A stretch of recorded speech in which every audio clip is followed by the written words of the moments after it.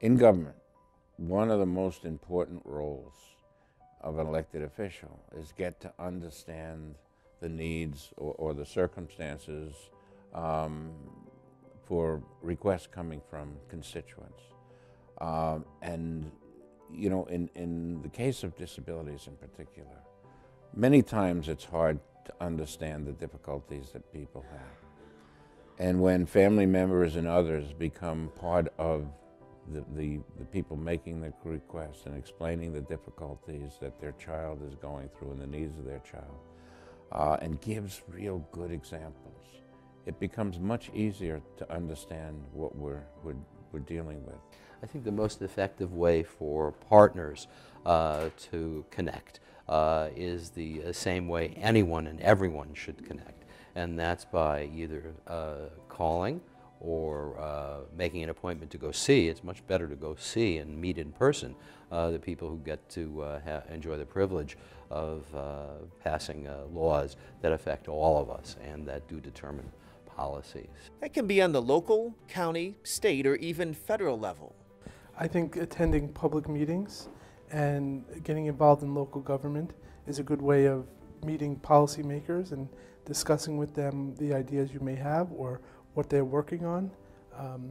Attending meetings where they may be there in the community is also another way of meeting policymakers. Biggest piece of advice that I give is don't be afraid to reach out. Again, people forget that we're public servants, so we work for you, and we're policy generalists, right? Politicians have a million different items that they have to tackle, so we can't be experts in everything, and that's why we rely on information that comes from outside this building. And for example, I work very closely with Mill Neck School for the Deaf. My first piece of legislation was because I knocked on the door of Chris Otto, who works for Mill Neck School for the Deaf, and she asked me how come we didn't have sign language interpreters at emergency press conferences. I had no idea. So because I was educated by somebody who made a difference and made the outreach, we were actually able to draft legislation, and it's now law in Nassau County. So please don't be afraid to reach out, call us, email us. We want to work with you. When approaching a politician, there are a few things to keep in mind. Be respectful, and make sure that you've condensed the issue you're advocating about into a short speech, because you'll have a very limited amount of time to catch their attention. Also, think through what you're advocating for. Look at the pros and cons. What might others think, and what will be the cost? That way you'll be prepared for potential questions or pushback.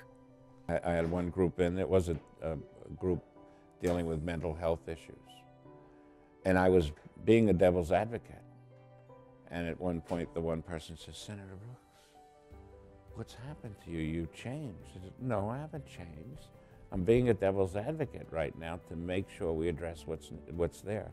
So I think what's important when we're looking at ideas and concepts is someone is making sure we have everything. They're playing devil's advocate to ask the questions. I think that's important because that helps the legislative process greatly.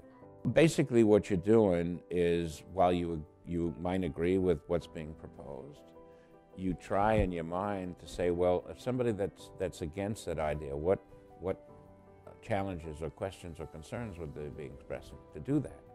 And I think when we do that, we make sure we have all the answers. We make sure all the questions have been addressed. Or sometimes we can't answer that question, and we know that in that idea or in that bill, it's flawed. It hasn't addressed a certain point.